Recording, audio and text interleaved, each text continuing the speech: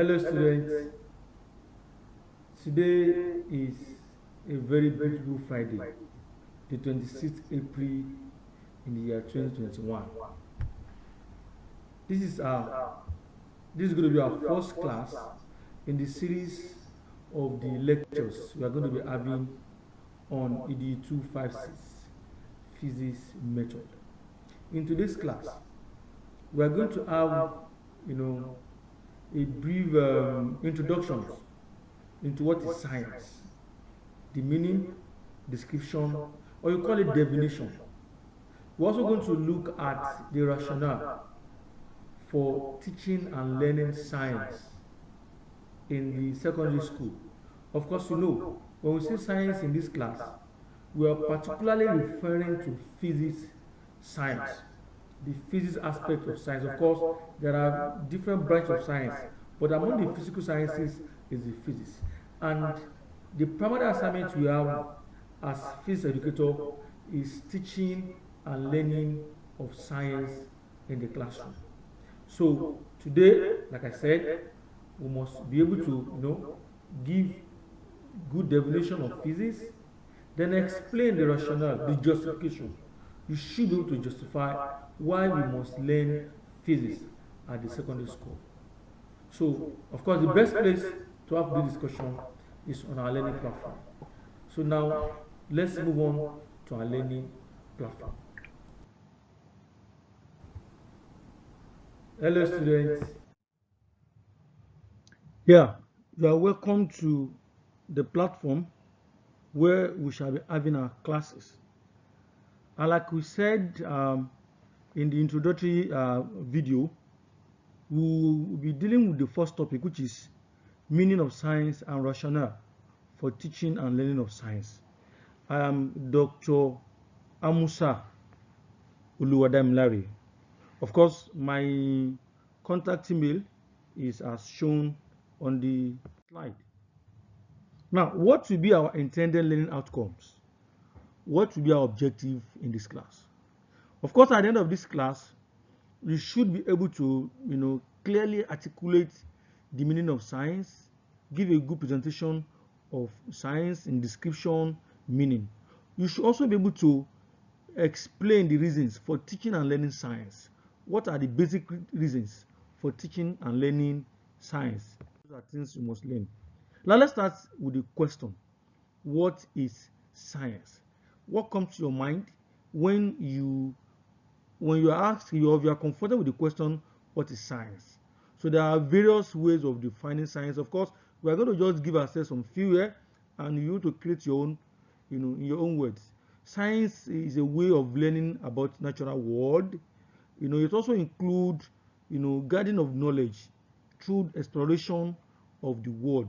We are going to use different equipment to do the exploration, and it has, like I said, it involves study of the universe. The study is endless. There are a series of studies that are involved, in the pursuit of science. It also include empirical observations, formulation of tentative concepts and theories. So it must, when you say empirical, it must be scientific.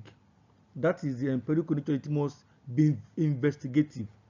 Okay, so it involves observations and other aspects of sciences. And science also involve organized system of explanation of nature through experimentation and scientific knowledge. So you should be able to explain the environment you are, what's happening around you, what happens around you, what happens in the next environment, even up to the space. So it is an organized system. You just don't come up with explanation. That explanation must be organized. It must be systematic. Okay, now another way to describe science is as a form of knowledge that are open to modification in the light of further empirical evidences. You see, in science, the knowledge is not limited. It's not restricted to what you think you may have. Okay, so it involves series of things and it is open.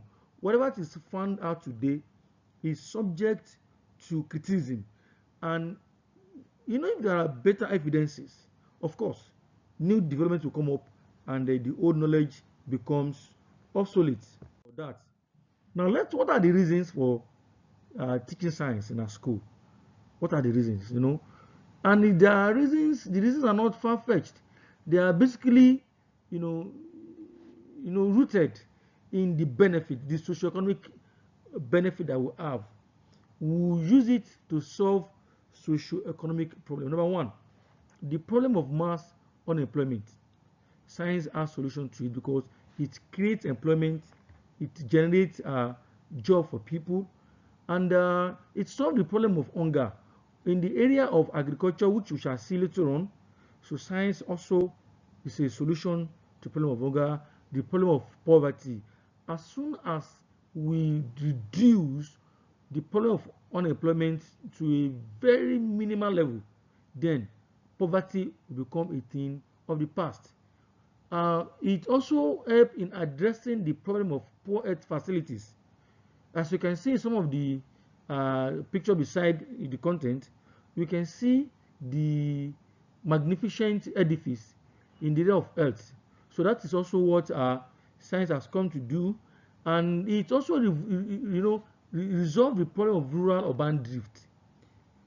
With science, the rural area can also be developed, and it will stop people from moving, down to the urban area, which becomes a problem, and that will eventually solve the problem of population explosion. So science is also, indirectly a solution to the problem of population explosion.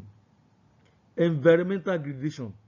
There's also a solution by science to solve the problem of environmental degradation. If you look at the example in Niger Delta, due to the oil boom and the environmental degradation that happens there, so the solution, the evacuation of those problems will also be created by science. Science is a tool for wealth creation. In the advanced world today, if you look at countries like China, America, and other advanced world, they base on knowledge economy. And knowledge economy is primarily premised on science. So science is a tool for wealth creation. And of course, in the era of industrial revolution that happened in the past, Britain took the lead. It was, in their exploit of science. So there are other reasons, there are other rationale, there are other justification for science.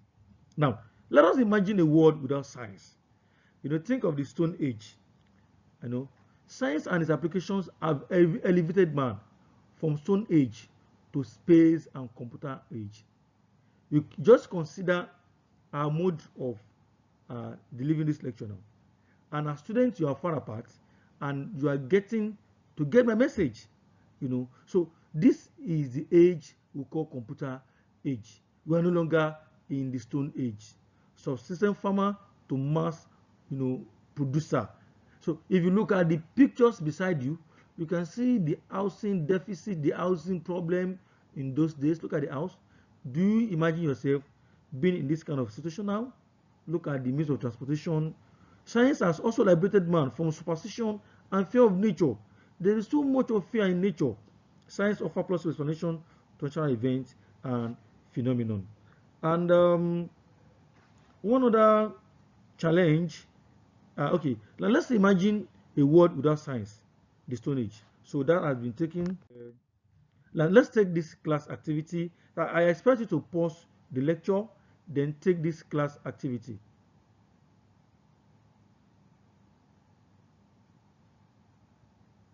Good. So we can move on. Now let's look at science and socioeconomic development. Science has impacts on the technological composition of our country, the economic, social, and political growth of any country. So from agriculture, like we said earlier on, fertilizer and petrochemical production plants.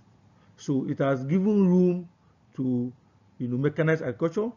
We have electric generation in the area of hydro, thermal, nuclear power plants, nuclear power plants, and of course in the area of modern warfare, war against enemies, threats, external aggression.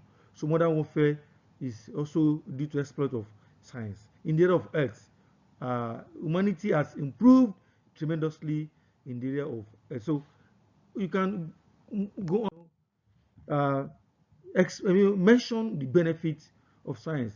Modern industry and industrialization everywhere. So of course, we talk about job creation, we talk about wealth creation. Is in the area of so telephone and the world of ICT. So it's also an area that we have also benefited immensely from science. So of course, we can talk about the other side of science. It has its own demerits, environmental degradation, destruction due to war, and modern warfare. We can always attest to that. So now let's take the second activity. Pause of your lecture video and take the activity.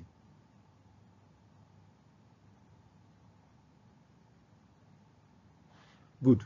Let's move on. Now, to wrap up this lecture, we have learned the meaning of science. We also talked about rationale for science, merits, and the merit of science, and also we also add some activity which I expect all of you to participate in.